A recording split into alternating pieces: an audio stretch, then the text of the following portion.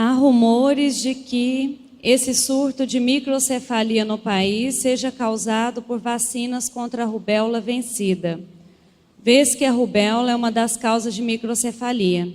Isso é possível? Eu sou reumatologista pediatra, estudei para preparar a palestra e para o nosso dia a dia. Não vi nenhuma relação com a vacina, mas não fiquei contente. Aqui durante a palestra já entrei em contato com um colega nosso, o Vicente Pessoa, é o vice-presidente da nossa AME, e ele é infectologista e está trabalhando com crianças especificamente. Ele já me respondeu, de fato, é boato, Ana Paula, você não viu nada nos artigos porque não existe relação com a vacina. A rubéola causa microcefalia e uma série de alterações, como outros vírus também. Então, não é relacionado. A outra pergunta. Dizem que na África há o maior número de casos de Zika vírus, porém não há registros de microcefalia. Então, por volta de 1947, descobriu-se o Zika na região da África, primeiro em macacos, depois viu que os primeiros vírus poderiam produzir infecção em humanos. E isso de forma constante, perene. Por volta de 2013 é que começaram os registros na na Polinésia, depois na Guiana Francesa aqui. Daqui esparramou para todas as Américas. E então assim, por exemplo, Pernambuco tinha 10 casos por ano de microcefalia.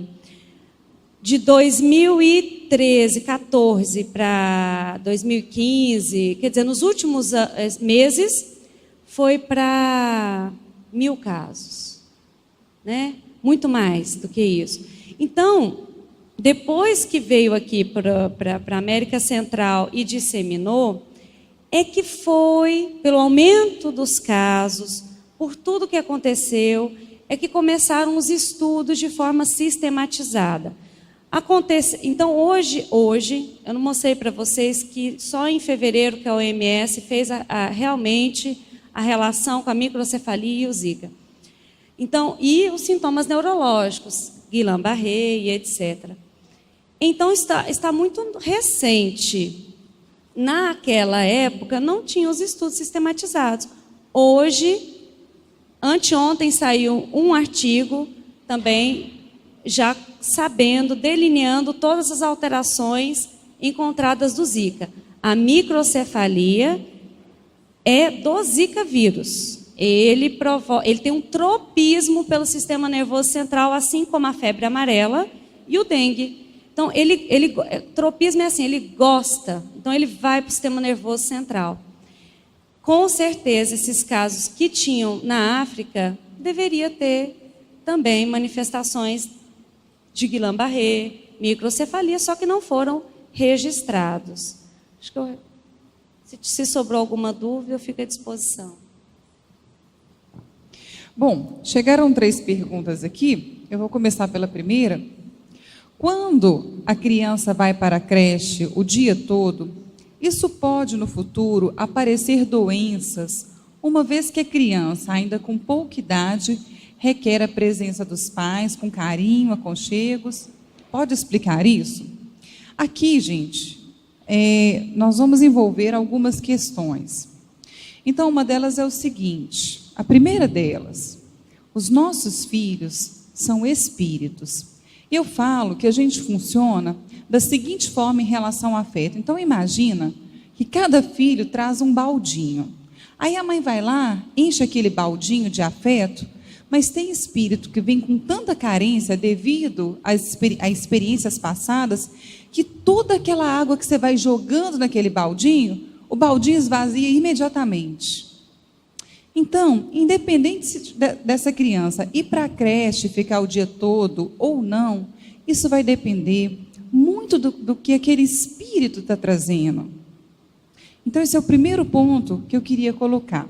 O segundo ponto, ainda sobre essa questão, é o seguinte: no momento que aquela criança nasce, né? E aquilo é o melhor que aquela mãe pode dar, a mãe precisa estar consciente e agradecida que aquilo é o melhor que ela está fazendo.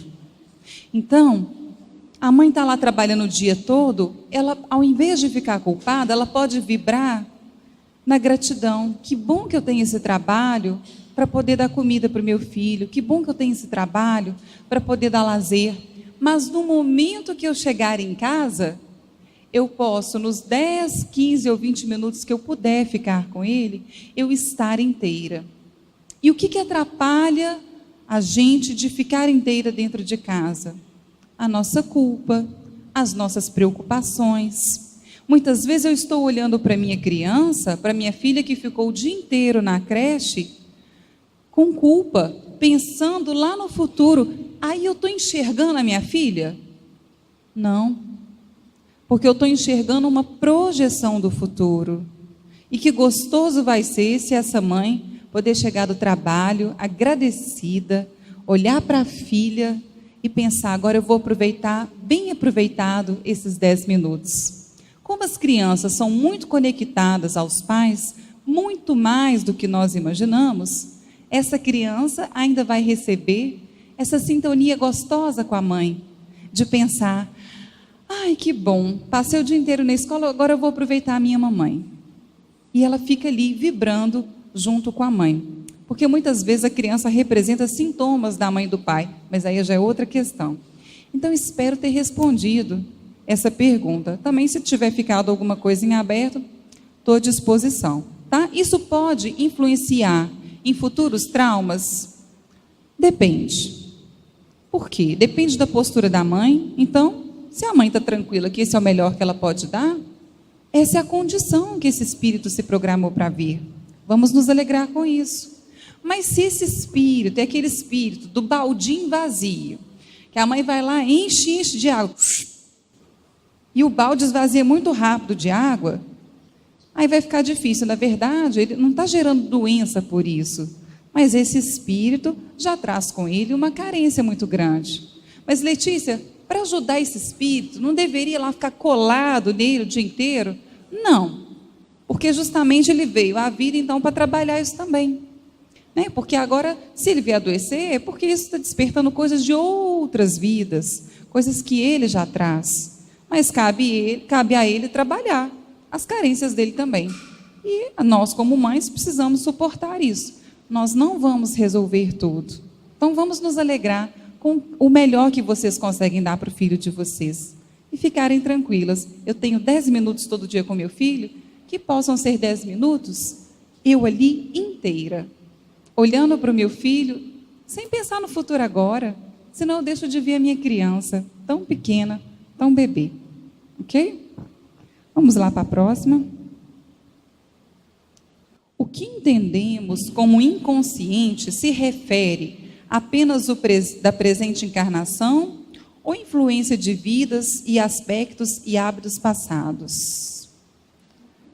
Como culpa, remorso, se relacionam com a plenitude? Não entendi. Peraí. Então, vou responder a primeira pergunta, depois eu passo para a segunda. Então, o que a gente entende por inconsciente? Olha, dentro das abordagens da psicologia, cada autor vai falar de inconsciente. Mas quando a gente tem uma visão biopsicossocial, a gente consegue observar o inconsciente da seguinte forma. Existe um inconsciente familiar que atua sobre nós. Como assim? Então, se eu tenho metade do meu pai, metade da minha mãe, biológicos, eu já estou trazendo no meu corpo muitas informações do meu sistema familiar que não foram comunicadas verbalmente. Como assim? Então, vocês imaginam que fica vibrando ali no meu sistema e no meu corpo informações que vieram dos meus pais sem que eles tenham me contado.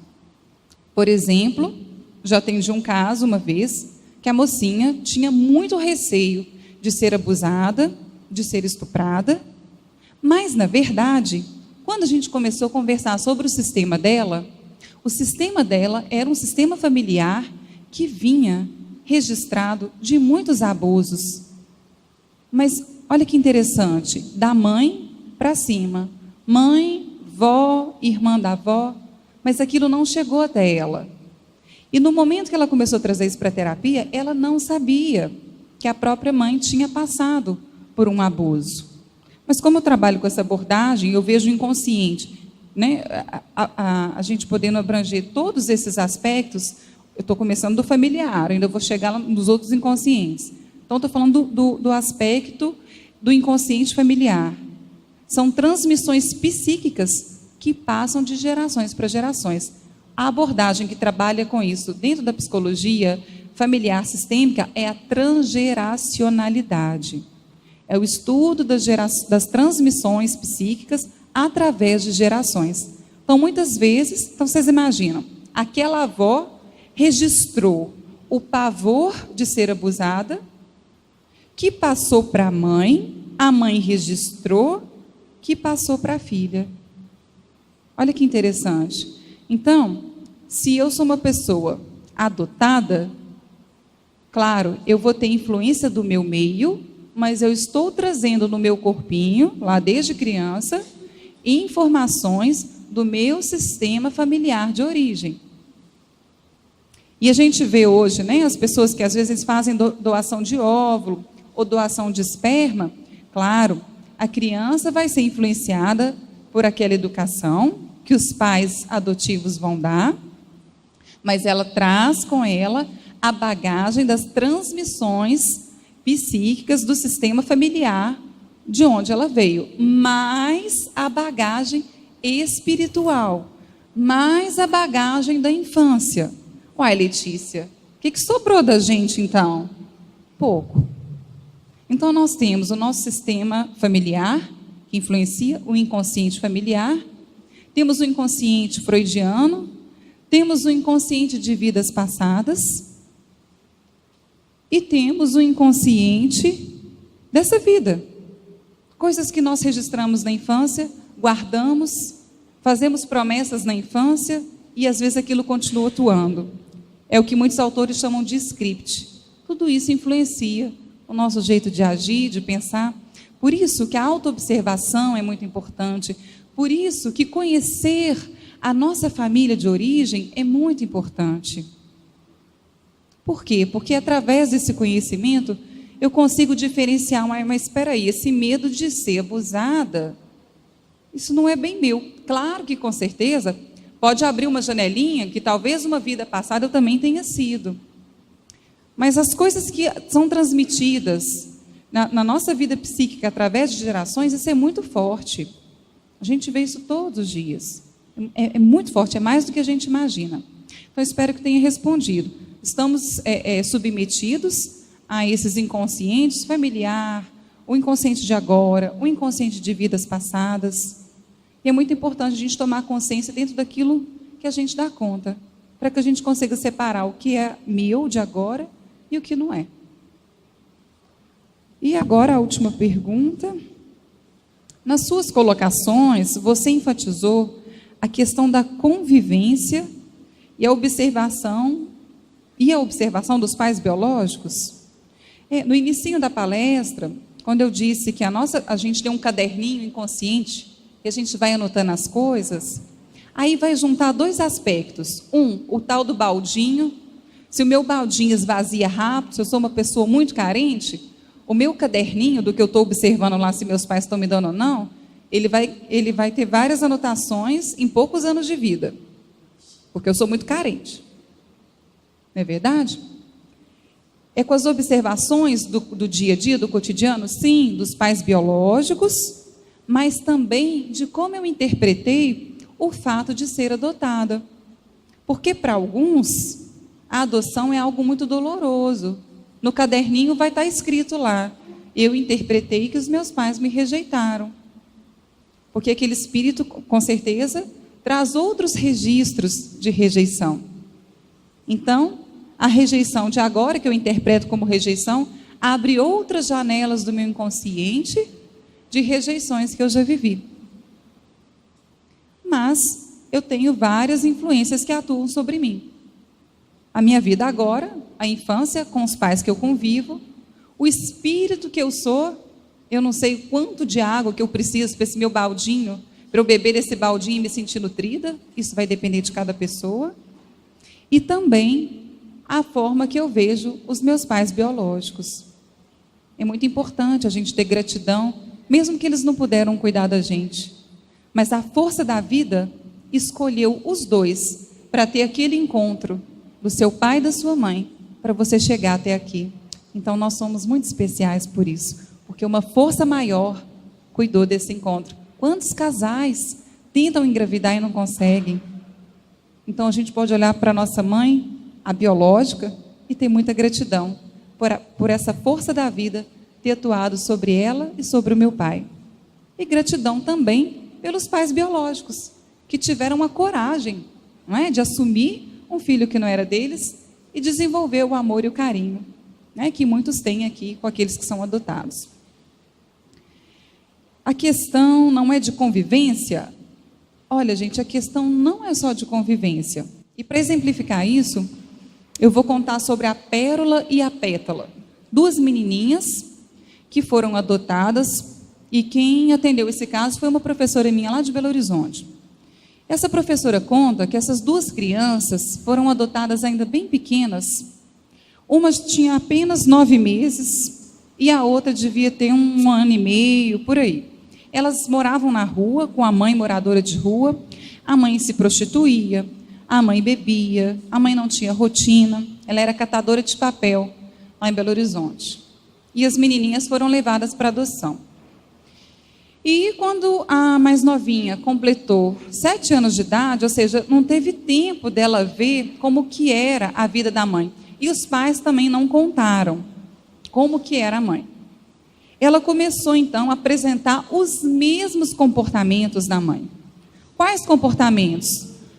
Comportamento de compulsão, só que a compulsão não era por bebida, era compulsão alimentar. Ela começou a ficar uma criança erotizada. O jeito dela sentar era uma criança extremamente sensualizada. E os pais adotivos não apresentavam esse comportamento. Então, olha que interessante, não é só uma questão de convivência. Não tem como negar esse 50% que eu trouxe do meu pai e esse 50% que eu trouxe da minha mãe. Claro que a educação, ela vai dar uma outra direção para a minha vida, que foi o que esses pais adotivos fizeram.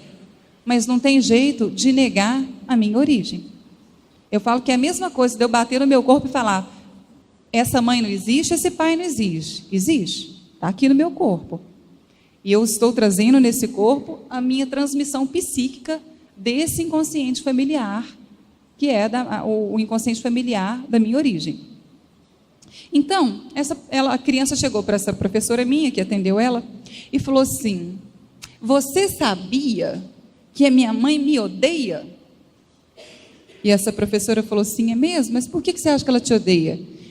Porque ela me largou, ela me deu para adoção, então ela não me quis. Mas ela não sabia da situação da mãe, ela não sabia das condições, ela nunca tinha escutado como que essa mãe se comportava na rua, mas ela estava se comportando igual. Então a gente não pode dizer que tudo é só o comportamento. Não tem como negar esse inconsciente familiar e o que a gente traz de outras vidas, é uma soma de tudo. E aí essa professora minha disse para ela: Pérola, você acha mesmo que a sua mamãe não te amou?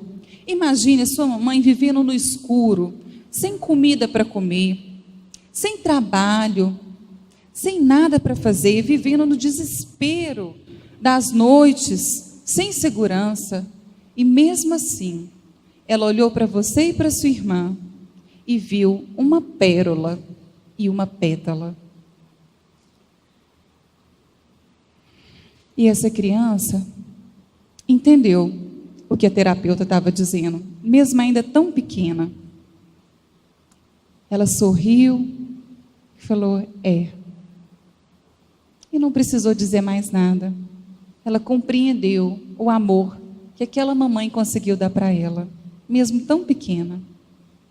E o comportamento que ela estava apresentando desapareceu. Então, aquele comportamento dizia de um encontro com quem? Com a mãe. Ela pôde compreender, fazer aquele encontro e ficou liberada. Então, a pergunta aqui, espero que tenha respondido, não é só o comportamento que influencia. Ainda bem que ela teve esses pais, né? Para poder levar uma terapia, para poder levar um tratamento. Que bom, esses pais conduziram muito bem essa criança. Claro, vai influenciar demais. Mas dizer que nós estamos livres do que nós trazemos na nossa genética, não estamos. Dizer que nós estamos livres do nosso inconsciente, dos registros das nossas vidas passadas, não. Isso atua o tempo todo e realmente sobra pouco do que a gente quer ser e do que a gente é. Não tem como ser livre disso tudo. Espero que tenha respondido. Obrigada. Você tem questão ainda, Ana Paula? Não. Temos... Eu recebi outra aqui. Os casos de microcefalia têm alguma relação com a transição planetária? Bem difícil essa pergunta, né? Pessoal, eu penso que tudo que chega de uma forma avassaladora nos leva à reflexão. Eu tenho ouvido algumas pessoas dizerem que pela legalização do aborto do anencéfalo, a espiritualidade conseguiu um meio de que esses espíritos conseguissem uma encarnação emergencial, de reparação, que o nosso planeta está exigindo. E se nós vasculharmos o coração de cada um aqui e os seus lares, eu tenho certeza que todos nós estamos vivenciando alguma dificuldade extrema, que é o reflexo desse chamado urgente da última hora à transformação. Dizer que é afirmar, eu não tenho essa presciência e nem essa conexão tão alta com os governadores aí do planeta. Mas eu ouvi o Edivaldo dizer, e talvez eu vou copiar a frase dele, no capítulo 24 de Mateus, exatamente no versículo 19, Jesus, no seu sermão profético, diz que no final dos tempos, ai das grávidas e das que amamentam naqueles dias. Será que ele estava se referindo à pandemia do Zika? Não sei. Pode ser. Fica aí para nós a reflexão.